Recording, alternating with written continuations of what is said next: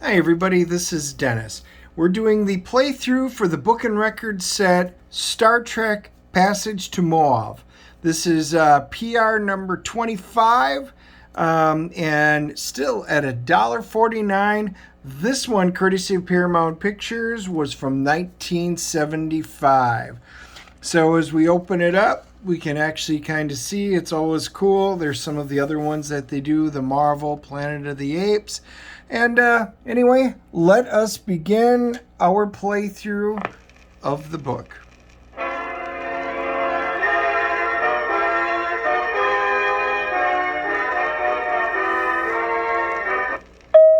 Captain's log, stardate 54-4.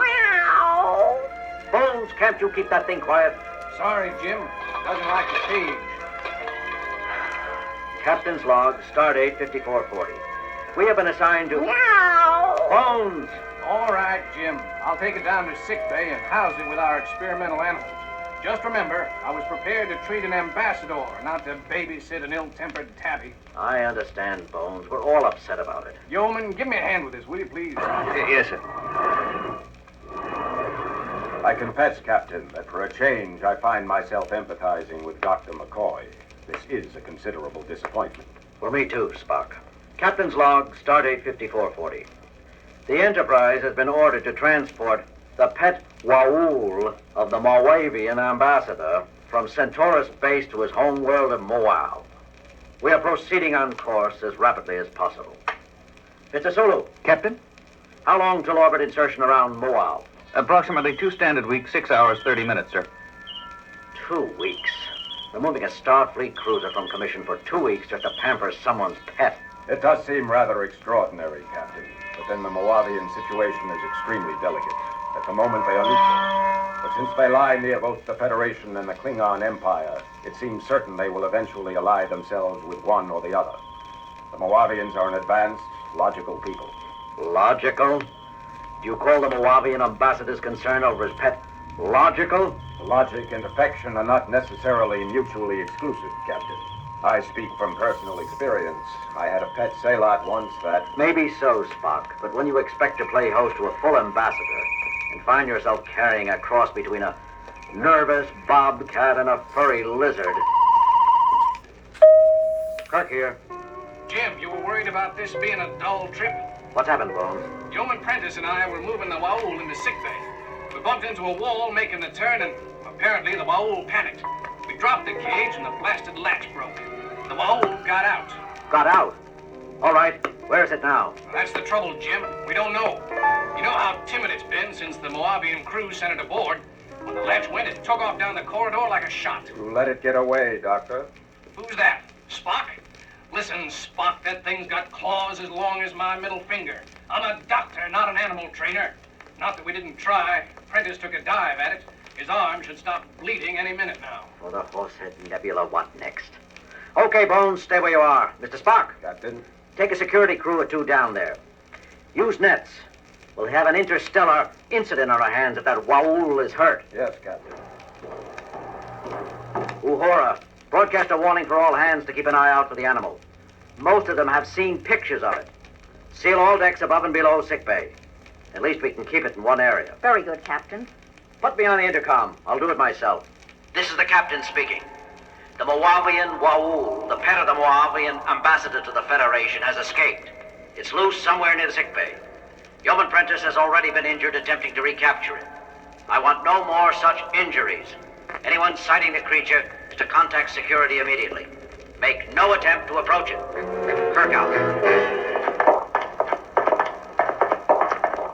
Where did you last see it, Doctor? Took the branch to the left, Spock. I don't think it went too far. It's probably cowering in a dark corner somewhere nearby, waiting for kindly old Spock to pick it up. Oh, Mr. Spock. Yes, Yeoman? See this arm? If you're going to pick it up, do it carefully. I'll... Wow! Remember that, Yeoman. Spock? Did I just hear you yowl? Yowl? Dr. McCoy, meow. Sure, I don't know what you're talking about. There. You did it again. Really, Doctor, I hardly think this is the time for levity. You with the nets. Stand ready. Half of the group will scan each room, while the rest of you block any exit. Clear? Aye, aye. All right, sir. Okay. Prentice, did you hear it too? Hear what? Zip? So, you better pay more attention, yeoman, or you'll never rise above. Good Hippocrates. Did I just growl at you, Prentice? Meow! A holy reaction. Me too. Captain, What is it, Lieutenant? I'm getting some very strange reports from sickbay level. In what way strange? Well, sir, there are several reports of fights breaking out among the crew. Fighting? Yes, sir, but that's not what's so peculiar. The voices of those reporting in, they tend to be... I thought it might be static, but not on every channel. Tend to sound like snarling, sir. Easy, Lieutenant. Those kinds of reports can upset anyone. It's true, sir. They sound almost cat-like. Wait a second. Here's another one. Put it on the bridge speakers, Lieutenant. This is Security Officer Gibson reporting. Captain, I need help down here. Discipline is breaking down throughout this level, I think. Get away from me!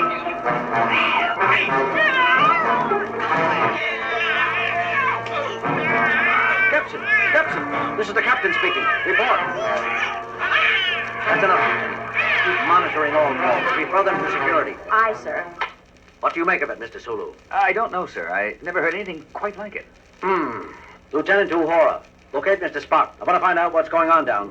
That won't be necessary, Captain. That you, Mr. Spock? What in heaven's name happened? Happened, Captain? Oh, you mean these scratches? Scratches? Spock, your arms. The upper half of your uniform. It's difficult to say precisely, Captain. We thought we detected the crying of the Moauv in the small storage chamber. I set a cordon of men with nets to block off the only entrance. We started to go in after it when... Yes, Spock? I'm not sure. I experienced a sudden desire to run, to hide. It was fear, but not in the logical sense. It was entirely instinctive and irrational. I found myself striking out around me, desperate. The others were doing the same. I saw everything through a red haze. Something was telling me I had to get away, get away, get away. Spock! Are you all right? I'm okay now, Captain. The influence seems to grow weaker as you move away from it. What influence? That, Captain, is exactly what I'd like to know. Captain, I have... I told you to hold any further reports of conflict, Lieutenant. This isn't a combat report, sir. It's Dr. McCoy. Bones, put him through. Jim, what's going on? I've got cases of lacerations and bruises piling up down here faster than Chaplin and I can treat them. Some of the injured are violent. I'm having a hard time keeping them under sedation. Bones, did you just snarl? I guess I must have, Jim. Spock didn't notice it right away either. There's something that sneaks into your mind. Can you describe it? Some influence overpowers your emotions and thoughts. The sole urge is to strike out and run in blind panic. That's it. Panic. How about the source? I believe there is only one logical possibility, Captain. Just a minute, Bones. What, Mr. Spock? We are being subjected to a mass telepathic projection of considerable raw power. A projection emphasizing panic and fear. There is only one entity aboard which could be expected to be experiencing such feelings. The Moavian Moauv. Bones, did you? I heard, Jim, and I wish somebody would do something about it fast. The thing's strength seems to be increasing. Our latest cases are requiring heavier and heavier sedation. Do the best you can, Bones. I'll get back to you. Suggestions, Mr. Spock? We have little information on Moauv and less on this creature. I recommend Kanto. The ambassador? Spock, you know I can't do that. Moauv is a diplomatic flashpoint. If we get in touch with them and confess we can't even handle a single pet, what are they going to think of our capabilities? More than they will if we never arrive. What do you mean, Spock? I can feel it again, Captain. The influence. Dr. McCoy is right, as far as he goes. As the violence around it increases, the Moauv becomes more frightened.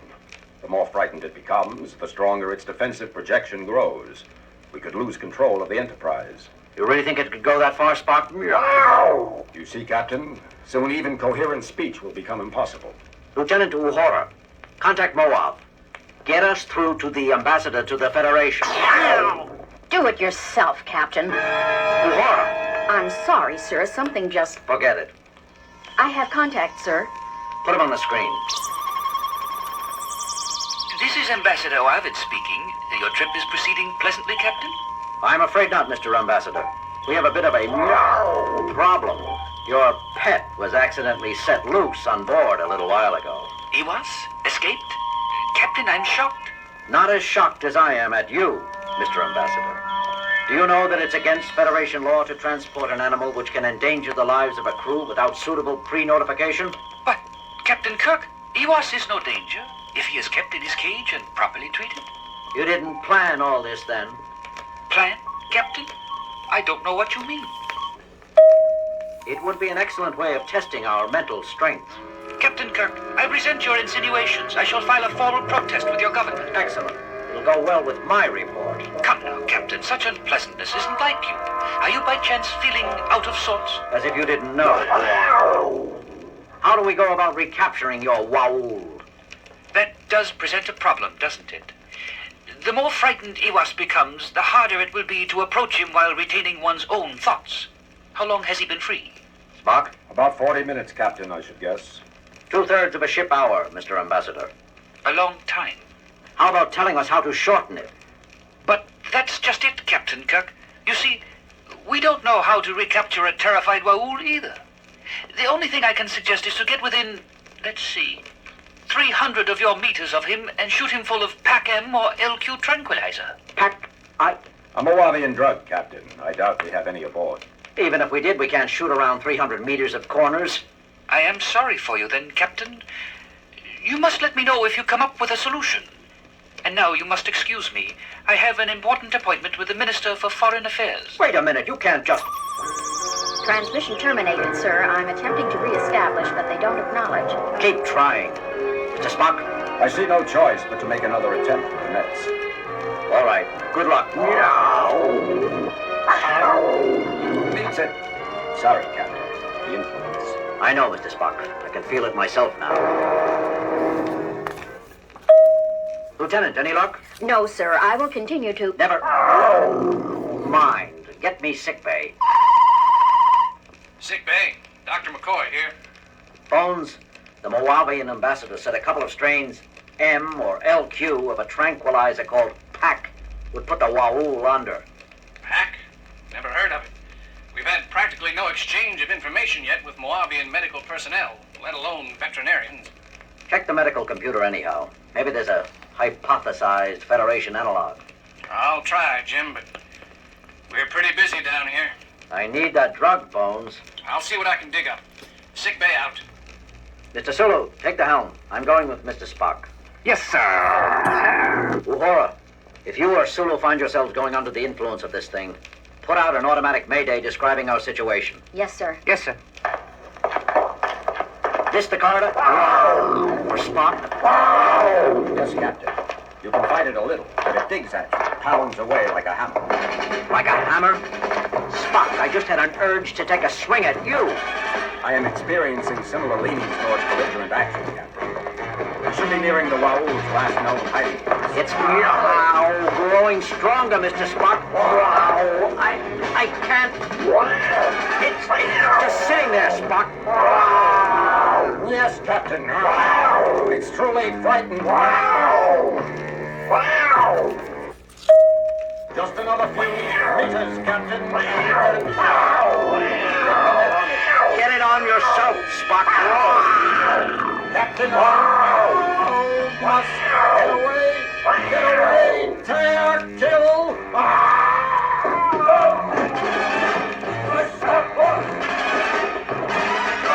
Captain, Mr. Spock, what's going on here? Telepathic scream. I heard. It's the animal there, isn't it? The Moauv. Here, kitty, nice kitty. Lieutenant Morris, be careful. Dangerous. Nonsense. Nice kitty. Armalurvau. Mr. Spock, you all right? Yes, Captain. I must report myself under arrest for assaulting... No, Spock. You had no control over your thoughts. Is this poor, scared little furball what's been causing all the ruckus? Listen to it purr, Spock. Lieutenant Morris, what did you do to it? do? Why, nothing, Captain. It was frightened out of its mind, that's all. I was off duty asleep until the noise of fighting in the corridor outside disturbed me. I learned what was happening and was on my way to the bridge when I saw you and Mr. Spock fighting. There, it's all right now. But why? Naturally, Lieutenant Maress is not affected. She is of feline ancestry herself and clearly able to empathize with primitive feline thoughts. The Moauv detected assurance in a kindred spirit and at once relaxed. Lieutenant, you're hereby relieved of communications duties until we arrive at Moauv and deliver this pet to Ambassador Moauv. Till then, your sole responsibility will be to see to the care and feeding of Iwas here.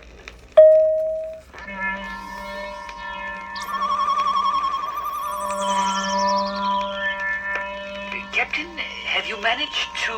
Iwas is safe and content, Mr. Ambassador. Lieutenant Maress, one of our communications officers, is a Cation. She was able to calm it instantly. Excellent news, Captain. Having a crew comprised of many races is a definite advantage. It speaks well of your Federation. I am looking forward to meeting you on your arrival. Please be exceptionally gentle with Iwas in the next time periods, though. We'll be as gentle as we can, of course, and why the sudden concern? You mean you didn't know, Captain? An oversight on the part of the crew which delivered her to you. Her? I thought you said him. An oversight on my part. Iwas is pregnant. She'll have kittens in a few days, I suspect. You can expect to have between 6 and 10 additional little Moauvs before you arrive here at Moauv. Carry on, Captain. Mr. Spock, inform Lieutenant Maress she's about to become a mother. Inform Dr. McCoy also. And tell him to be careful during delivery. We wouldn't want either mother or children to get frightened, would we? No, Captain. Well, everybody, that is the end of a perfect little story. So we'll take a look at the back, and here's the back of the book. The action-packed book and record set includes the 20-page fully illustrated cover. You can see 1975. So, anyway, I hope you guys enjoyed it. The Passage to Moauv, another good Star Trek book and record. Again, a blast from my past, from my childhood. I play the records as is, and hopefully we don't have too many problems with them, that they're in good enough shape. So I hope you enjoyed it. Make sure you guys hit the like, and if you're not a subscriber, I would love for you to hit the subscription button. You can join us when I do the book and records. We do full reviews of comic books. We do movie reviews. I do quick flips and unboxings. And then every Wednesday, Andy and I do the Dennis and Andy show, where we bring on comic book artists, writers, and other great people to have live chats with, and you guys can participate and ask questions of the guests. It's a great time. And then also, I am writing Kor-Drath, The Reckoning, and Andy's hard at work drawing it, so you can check out below at Kor-Drath.com. I also have left the links and everything down below, so you can go check out on Indiegogo our great project. Our book's getting towards completion, so check it out. If you haven't already backed it, we would love to have you on board. Anyway, leave your comments down below. I always love hearing from you all, and we will talk to you soon. Thanks.